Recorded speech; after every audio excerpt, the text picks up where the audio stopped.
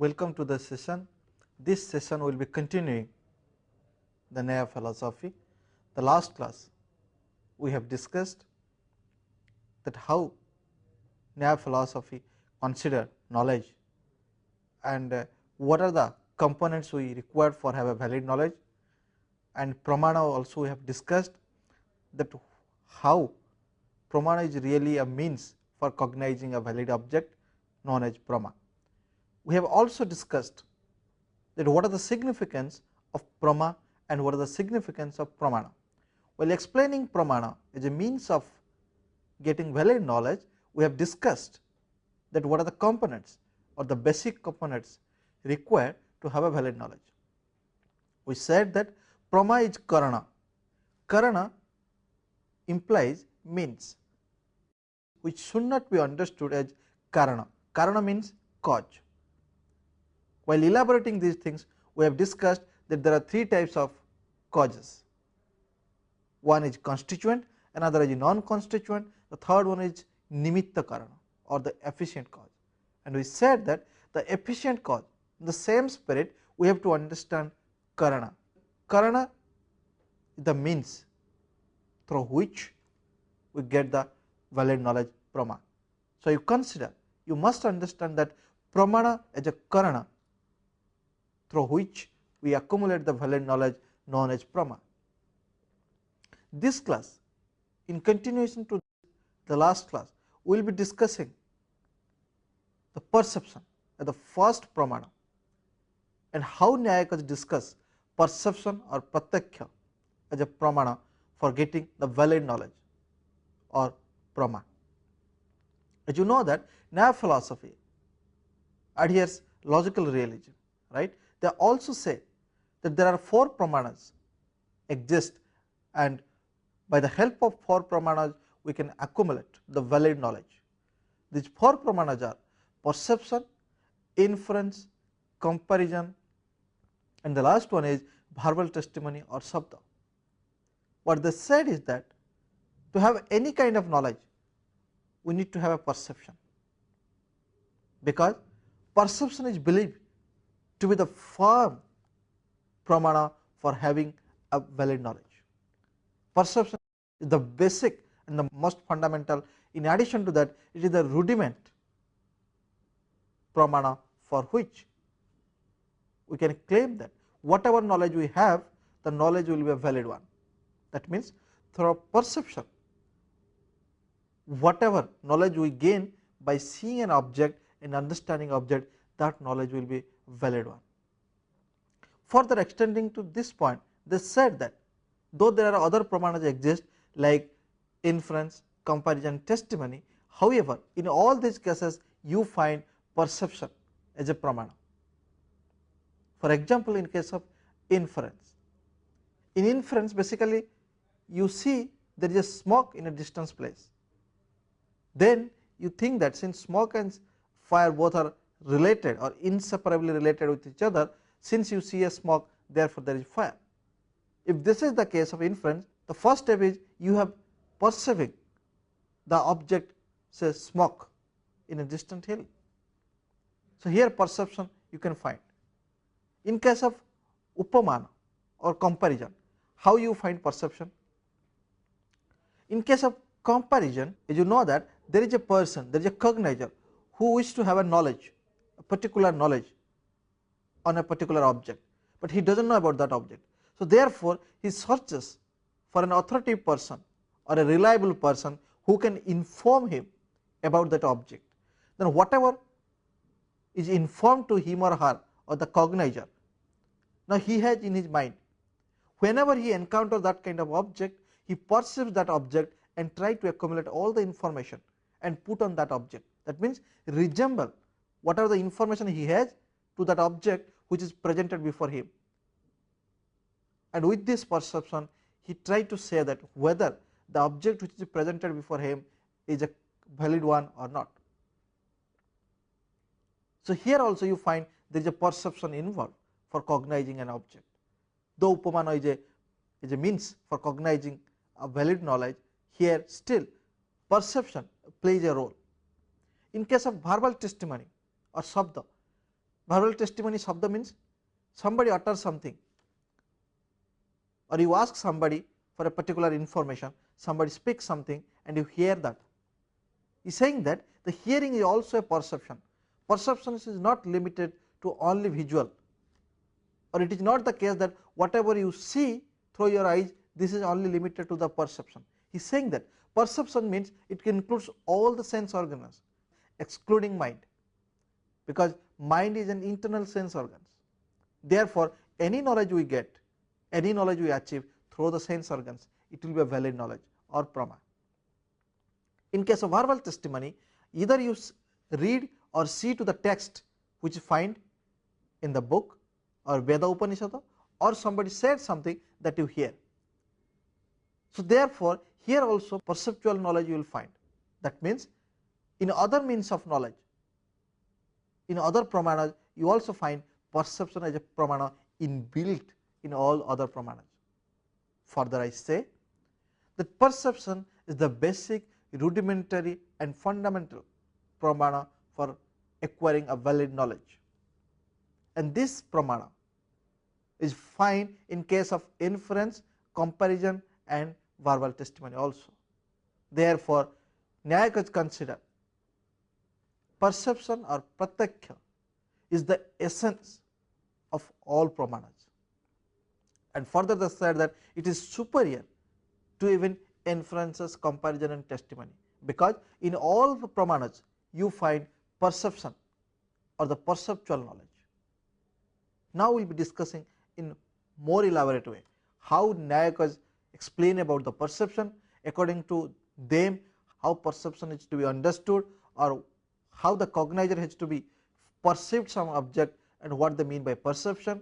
In addition to that, we will also discuss what Prachina Nyaya described about perception, whether Navya Nyaya sticks to that point or rejects their view, if at all they rejects, under which ground they reject, and how this Prachina Nyaya and Navya Nyaya, if at all they differ, under which ground they differ on the explanation or the understanding of the concept perception as a pramana. Now it is said that perception in Sanskrit, it is said as pratyakya. Perception is the foundation of all cognition. Gautama is not Gautama Buddha. Gautama here should not be confused as Gautama Buddha. Here Gautama is a founder of Nyaya system. The Prachina Nyaya is founded by Gautama. So here Gautama said perception is the basis on which other pramanas operate, what we have discussed now. Now Vatsyayana is another Nyaya scholars who has written commentaries on Nyaya Shastra. He said that perception is superior to inferential, analogical and verbal cognition. Why he said? Because he finds that in all this pramanas perception inbuilt in it. Though there is a inferential knowledge, though there is a comparison knowledge, though there is a verbal testimony knowledge, you find perception invariably found in all kind of pramanas. Therefore, Vatsyayana said that perception is the superior among all sources of valid knowledge. Further they said that it is through the perception an individual satisfy himself or herself on a particular object. That means, it is given an example. Suppose you want to seek to have a knowledge of fire. Suppose you want to know about what is fire. Then you search for an authoritative person or a reliable person who can explain what fire is,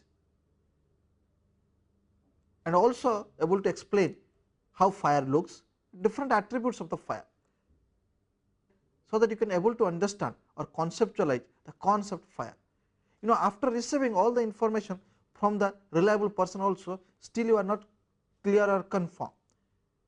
Then for the further clarification, you search for another sources through which you can accumulate some of the knowledge about the fire. Then through the inferential knowledge, you could able to accumulate some of the information. For example, you say that your friend said about the fire, you have seen the fire in some of these pictures, you have seen the fire in some other places, etc., etc. Therefore, you said that now I could able to accumulate some of the information on fire. Still you are not clear, because whatever information you retrieved from the past or you know from the other sources, you are not reliable to that until unless you see the object through your eyes. Therefore, they are saying that once an individual perceives an object in his or her own eyes, then whatever he sees, that is conformed to him or her, and hence he never or she never seeks for further knowledge about that object, because perceiving an object which is presented before us, it gives the clear knowledge, it gives the accurate knowledge or the concrete knowledge about that object. In this regard, Nyaya is general and Prachina Nyaya is particular, said that perceptual knowledge is the most basic, fundamental and rudimentary knowledge, and it is found invariably in all other sources of valid knowledge. Now, moving further, Nyaya said that perception is the most primary fundamental of all the sources of knowledge. It is the ultimate ground of all knowledge. Why it is an ultimate ground? Because perception is inbuilt in all the sources of knowledge. In reference to this, Charvaka, as you know that Charvaka believes only in perceptual knowledge, because for them what a human being, what a cognizer perceived, he only or his knowledge only limited to that objects. That means, if you do not perceive certain object, for you the object does not exist, because you do not have a knowledge about that object. For example, I have not perceived many objects. It simply means that I do not have a knowledge about that object. That means my knowledge domain is very limited, because everyone has perceived only few things. If something I know which is not related to my perception, the knowledge cannot be considered as valid knowledge. So therefore, Charvaka, while stick to their point, saying that perceptual knowledge is the only valid knowledge, they said that sense perception is adequate to explain the entire body of human knowledge. That means whatever we experience in the phenomenal world, in the empirical world, it is because of our perception. If any knowledge we know, it is because of through our perception. It is the perception which helps us to know the concrete knowledge about a particular object or an events or effects of the world. And perceptual knowledge cannot be doubted, because the object is presented before you and you perceive that object as conformity with the internal and external conditions, that everything is well, all right, and the object is presented for a certain distance which can be perceived clearly, and hence you perceived, therefore the knowledge you have about that object is a concrete one.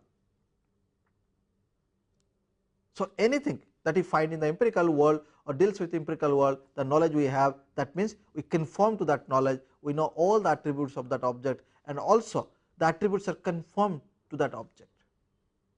So this is the way Charvaka also endorsed to Nyaya thought or Nyaya argument on perception as a means of valid knowledge. Further, Nyaya said that all the other methods of knowledge are based on perceptual knowledge, which I have explained to you. The definition Nyaya is given here, this is called early Nyaya definition or Prachina Nyaya definition. They have given the definition in the form of shloka, that what is to be called perception. For them, they have written in this way, which we find in Nyaya Sutra 1.1.4. NS. NS stands for Nyaya Sutra, which is written by Gautama. They said that Indriyartha Sanikarsaka Utpannam Jnanam Abhyapadasya Abhyavikasi Vyavasayatmakam Pratyakham. I repeat further, Indriyarthaka Sanikarsa Utpannam.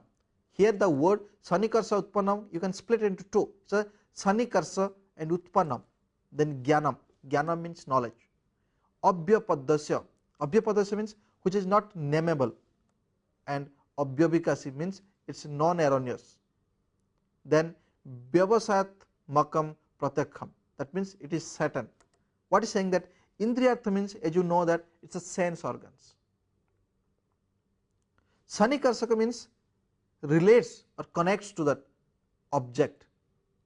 The sense organs connect to that object, and saying that the knowledge that you get while when sense organs connect to that object in the process, the knowledge is unnameable.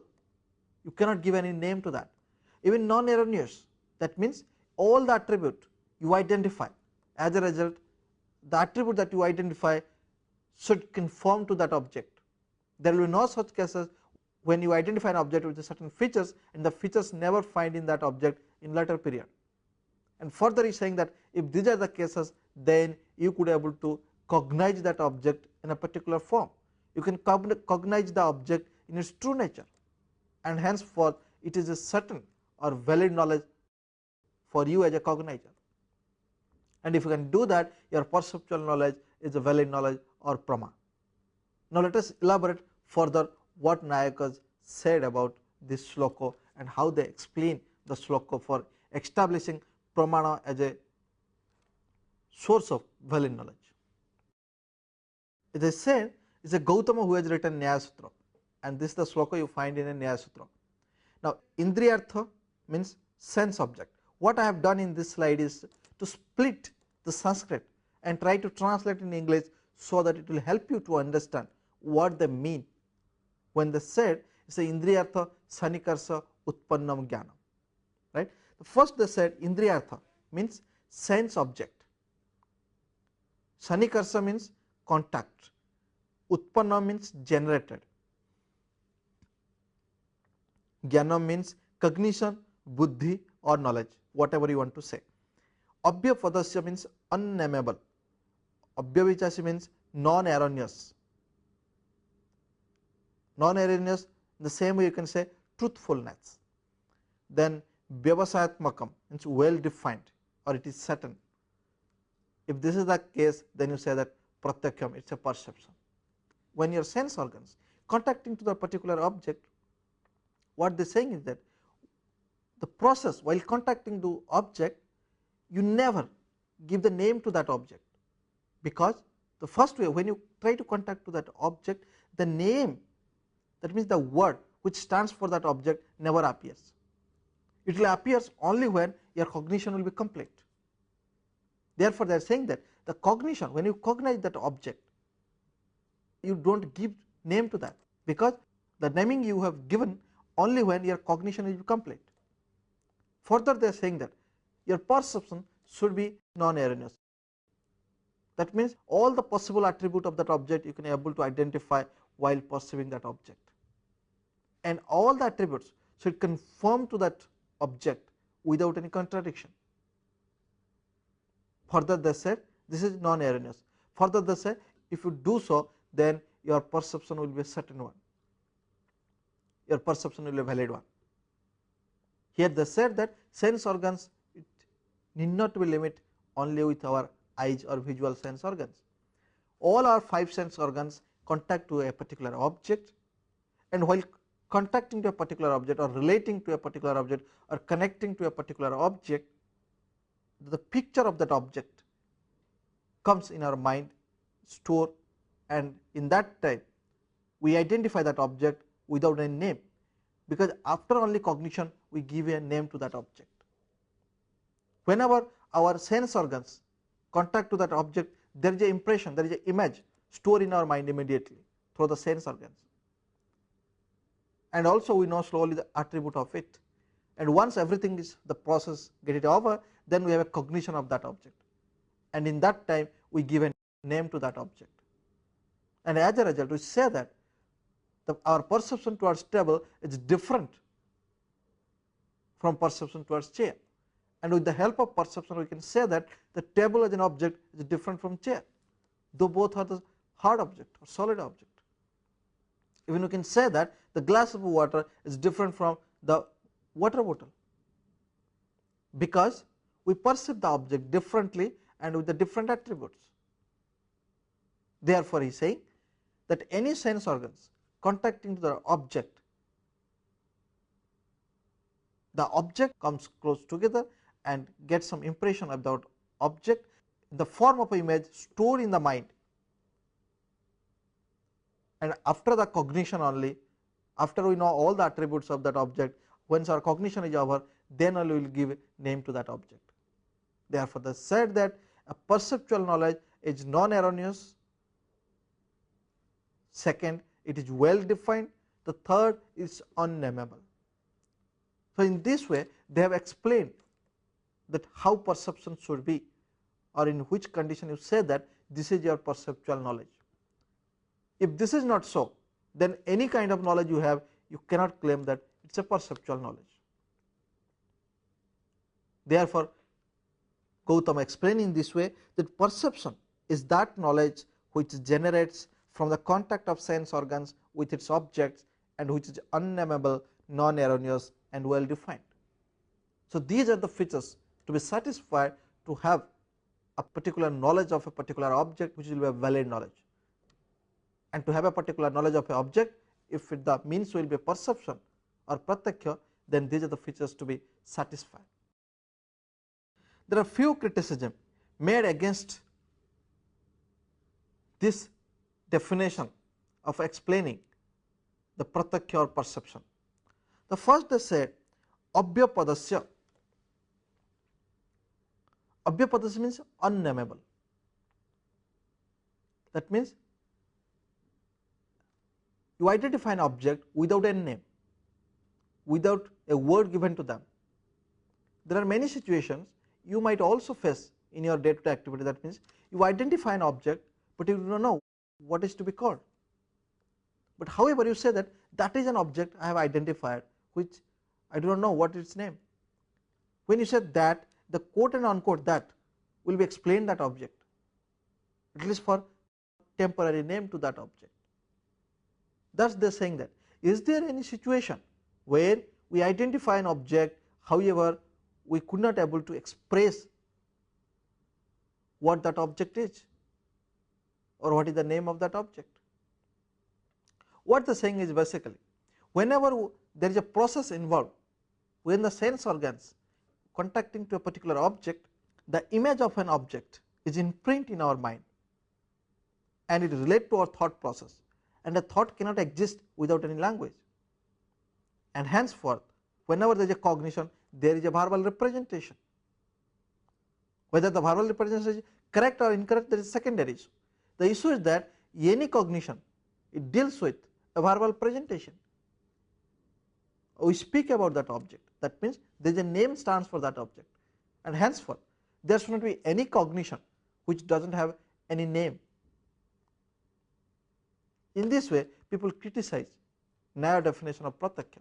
They say that how is it possible that when we cognize an object and after that even also we cannot say that there is a name attached to it. Is there any situation where we cognize an object and say that there is no name to it? If this is so, how can we identify a particular object which is different from other objects? How can we say that this object is not similar with other objects? So therefore this cannot be considered that abhyapadasya, that is unnameable. Further they said that if somebody says that I know something but I cannot explain, it simply implies that he or she does not know about that object, or he or she does not have the knowledge about that object. As a result, he or she could not able to speak about that object. That means if you know certain object, if you know certain fact or event, you could able to express in any way, whether you could able to write about that object, whether you could able to speak that object. If not so, then through the sign language also you can say how the object is. Therefore you can find that Nyaya, the realist philosopher, their approach to the language not limited to only written language or a spoken language. They also equally understood that sign language exists for them, or people can also communicate their thought through the sign language. So henceforth they are saying that there will be not any cognition, or there will not be any such cognition where you cognize without a particular name. Henceforth in this ground this definition cannot be accepted. Udayatakara and Batsayana, there are two Nyaya scholars again. They said that there is no such case where the object exists but we do not have any word to name it. That means what they said is that If anything exists in the phenomenal world, there is a name correspond to it, there is a word stands for it. Whether we know that object or we do not know that object, that does not depend on the perceptual knowledge.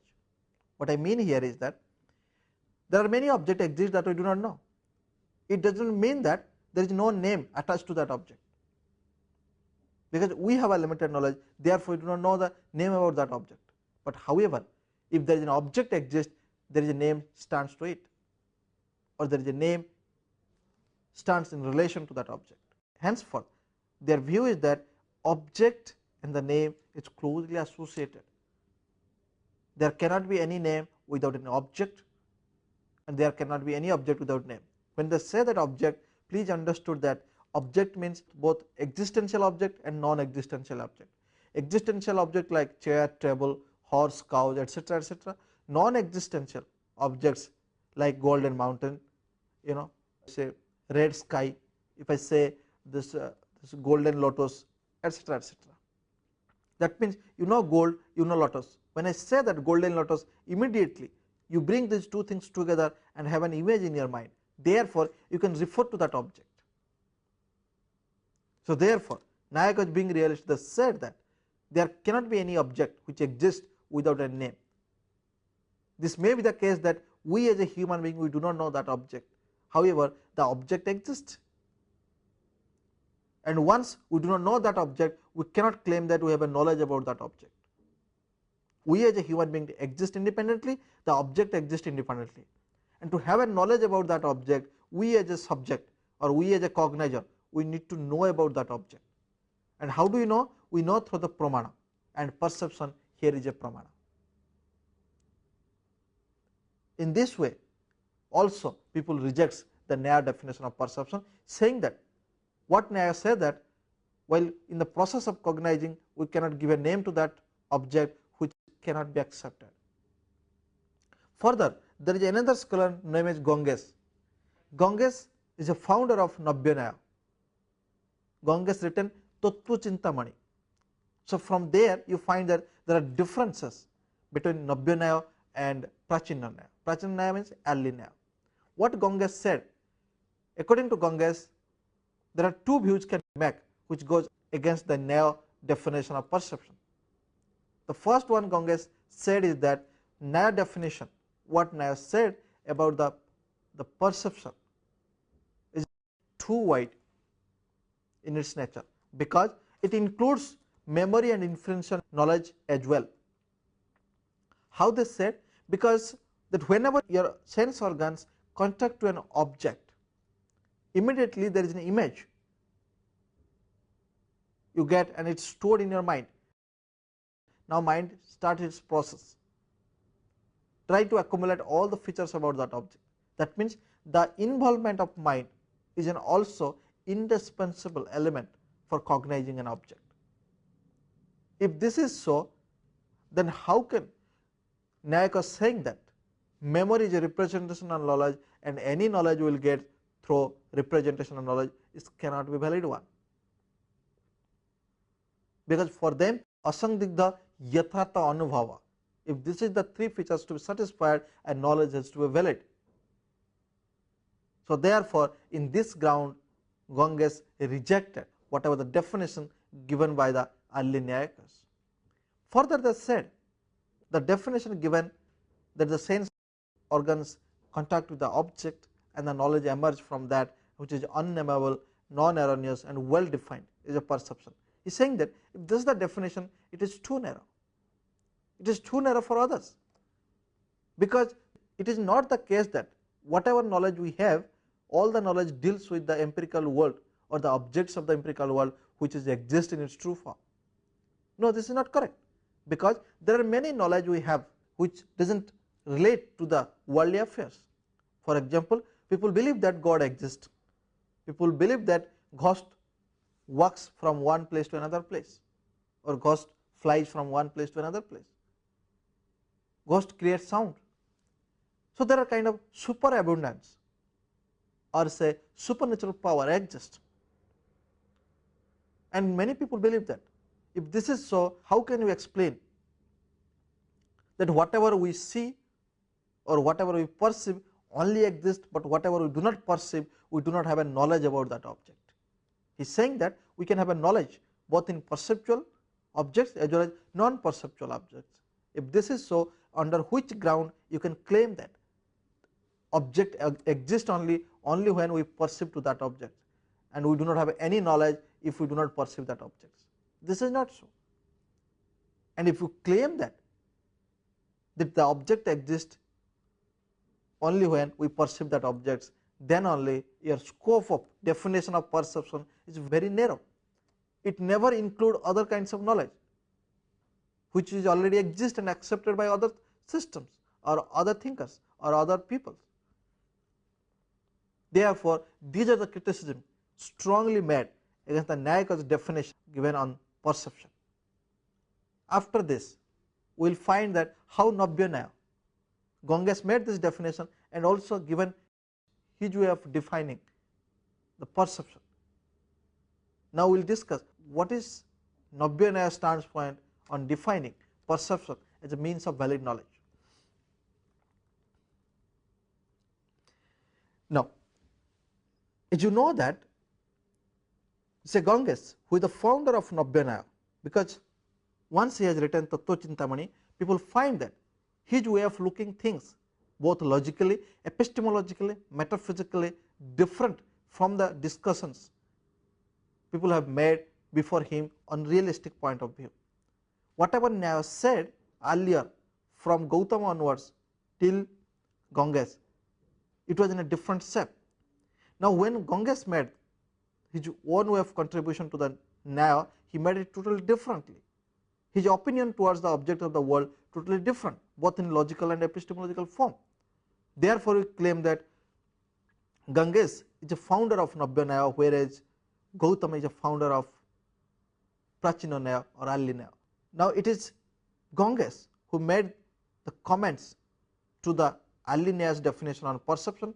Now, he said that immediacy, that means Sakhyatkarita Lakkhanam Pratyekhyam. What does it mean here? That immediacy, the knowledge is the perceptual knowledge. Anything that you see and the knowledge that you gain immediately, it will be your perceptual knowledge. However, he means that there is an external and internal condition involved while perceiving a particular object.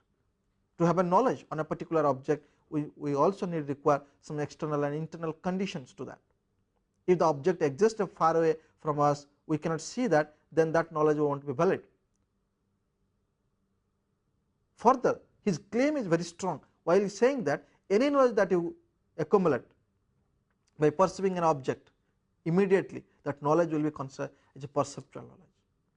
Though the knowledge may be chance in the later period may be corrected further, may be validated further. However, the knowledge for that moment, whatever you gain, it is the knowledge about that object.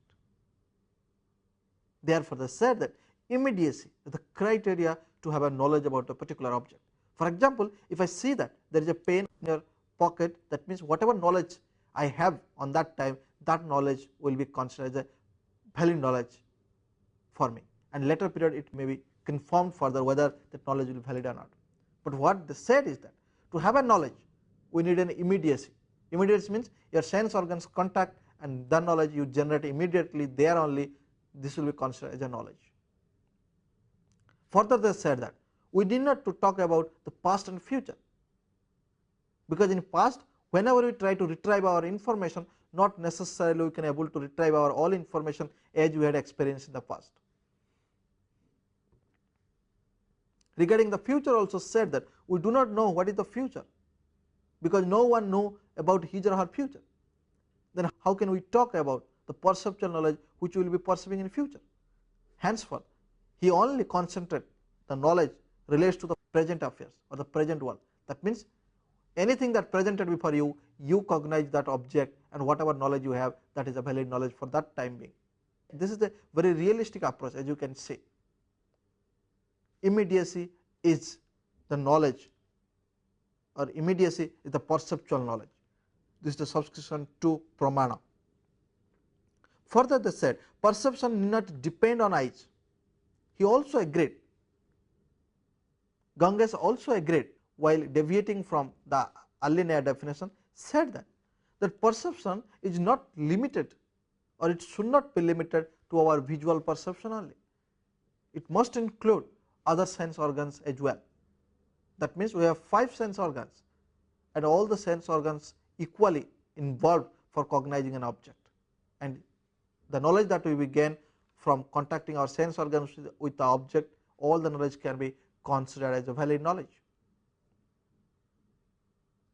Therefore, they said that mind as an internal sense organs cannot be included, because it is a representative knowledge. However, all the 5 sense organs can give a knowledge which is presentational in character. Therefore, for him it is a 5 sense organs which is responsible for having an immediacy knowledge of particular object that exists in this earth or empirical world.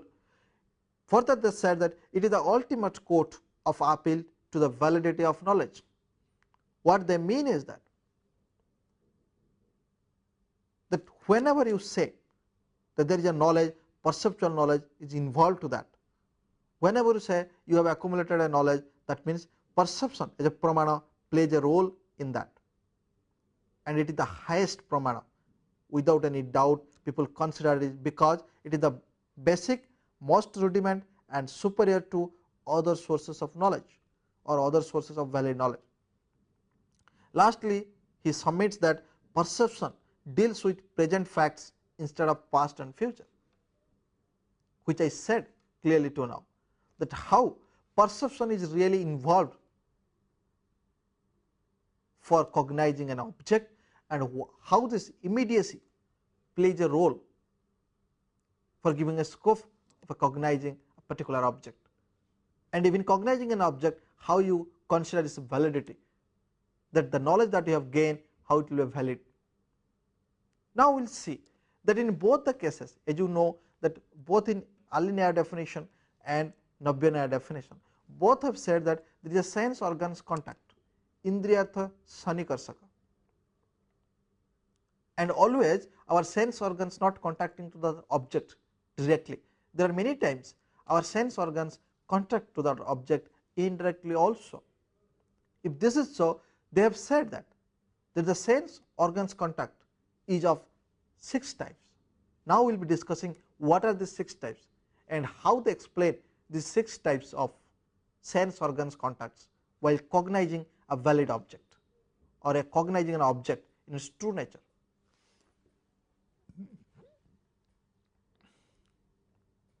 Now, as you can read it, that kinds of sense object contact. Nyaya said sense object contact is the cause of perception is of 6 kinds. That means there are 6 types of sense object contact you find when you have a perceptual knowledge, and these kinds of sense object contact also helps us to gain a knowledge which is a valid or which is a prama. Therefore, they are saying that 6 kind of perception or 6 kind of sense object contact really helps us to perceive an object with its true nature. It is supported to the argument of valid knowledge, saying that asamdigdha yathartha anubhava. The first one they said samyog. What samyog means? Samyog means, as in ordinary way our sense organs contact to an object and accumulate the knowledge about that object and identify all the possible features of that object which is conformed to that object. Even in a later period, there should not be any chance where we can claim that some of the features which I have identified through which we cognize that object which is not found in that object. So therefore, they said that our sense organs contact to an object and identify all the possible feature of the object which is conformed to that object. If this is so, then this contact is known as samyog. It is a direct contact. Your sense organs or eyes contact to an object. I will give an example, help you to understand what is meant by samyog. Suppose this is my watch. If I see this watch and I see that there is an object exists, there is a watch I am wearing, and also I can see that object as a watch. If this is so, then my sense organs contacting to that object and accumulate all the possible features of that object which is conform to that object. In this case it is known as samyog. Then the second one, samukta samavaya. In case of samukta samavaya, what is saying? This samavaya is an inherence relation, and samukta means conjoined, samavaya means inherence relation. Now we will explain how it is. There are many types. Our sense organs do not contact to that object directly, but however you find that indirect contact to that object. For example,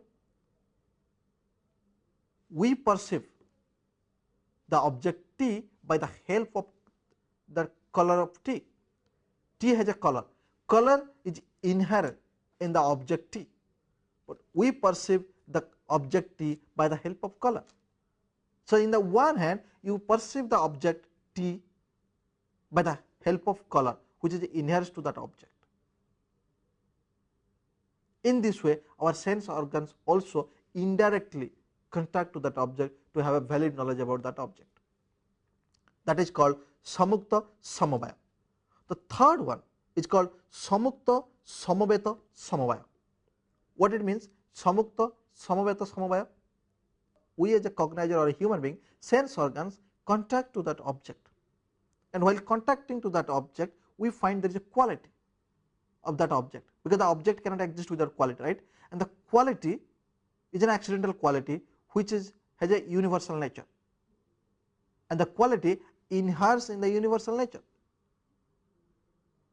That means whenever I contact to the object I also identify the universal nature of that object as well as the accidental quality of that object.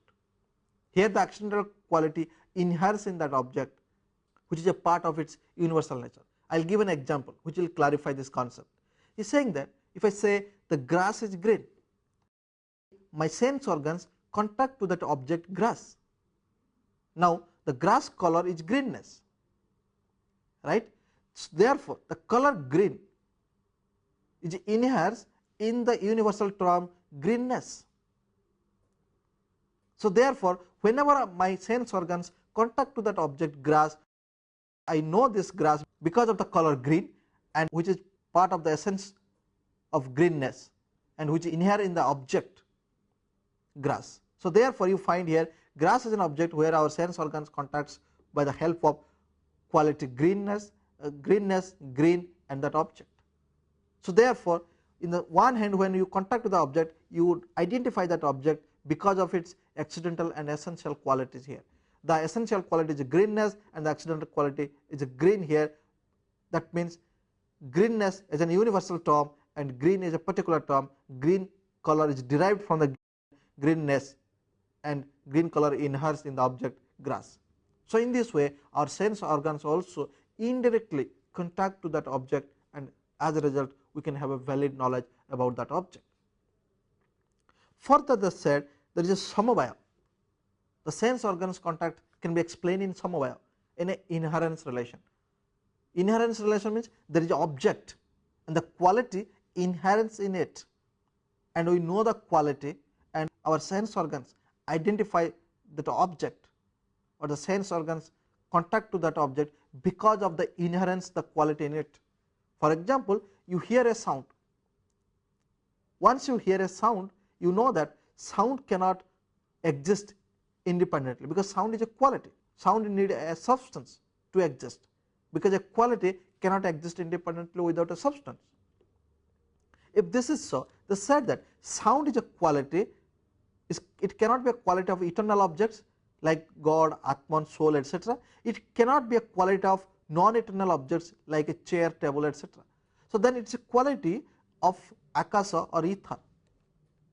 Hence they are saying that when you hear a sound, you find that sound being the quality of akasa, you identify the object akasa. In this way, because of the sound quality inheres in the object or substance, we could able to identify that object in its true nature. Here our sense organs contact to that object indirectly, not directly, indirectly. And the fifth point I said samaveta samavaya. What it means? Samabeta, samabaya. That means whenever I contact to that object or whenever I hear the sound particular sound comes from the universal term soundness. That means a particular object always has a relation to its universal term. If I say cow, when I say cow, you know all the cows which exist in the possible world, though you have not seen this. However, you identify that cow because there is an essential element, cowness, involved in it. In the same way, they said that whenever you receive a sound, you found that the sound is a particular sound derived from the universal term soundness, and the soundness is a quality you find in the case of substance, say akasa. Therefore, whenever our sense organs contacting to that object sound, you know that there is soundness and there is a substance called akasa. So, indirectly we identify the object akasa, and we know its all the possibility characteristics of the akasa. Therefore, they are saying that it is also inherence relation helps us to identify an object with its true form, which is presentational in character, though our sense organs contact to that object indirectly. The last one, they said that bisesanta, they simplify further saying that bisasya bisesana bhava. What it means?